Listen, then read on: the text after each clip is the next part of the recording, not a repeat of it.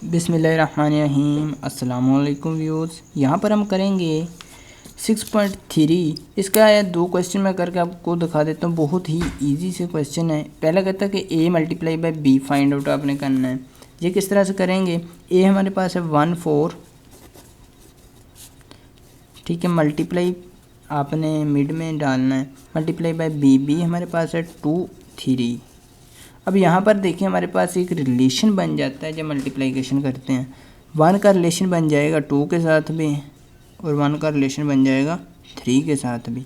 इसी तरह 4 का रिलेशन बन जाएगा 2 के साथ भी और इसी तरह 4 का रिलेशन बन जाएगा 3 के साथ भी। तो हमारे पास सेट क्या आएगा, हमारे पास एक सेट आएगा जो हमारे पास होगा 1 मल्टीप्लाई बाई 2, एक आ जाएगा 1 2 सेट के नाम से, ठीक है। तो दूसरा इसी तरह हमारे पास आ जाएगा 2 3, सॉरी ये 1 को 3 से करेंगे 1 3 आ जाएगा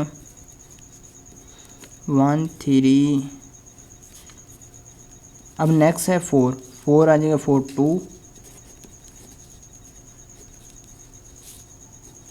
और नेक्स्ट आ जाएगा 4 3। अब ये हमारे पास सारा एक सेट आ चुका है स्टूडेंट, ठीक है। तो ये हमारे पास सॉल्यूशन सेट है।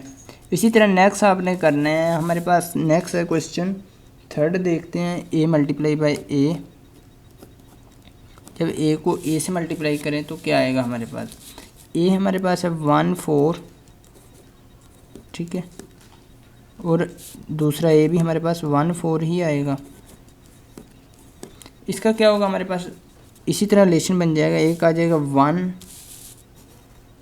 4 1 1 आ जाएगा, फिर 1 4 आ जाएगा, इसी तरह 4 1 आ जाएगा, फिर 4 4 आ जाएगा।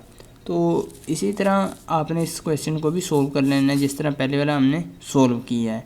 उम्मीद आपको वीडियो अच्छी लगेगी। मिलेंगे नेक्स्ट वीडियो में एक नए क्वेश्चन के साथ, तब तक के लिए अल्लाह निगहबान।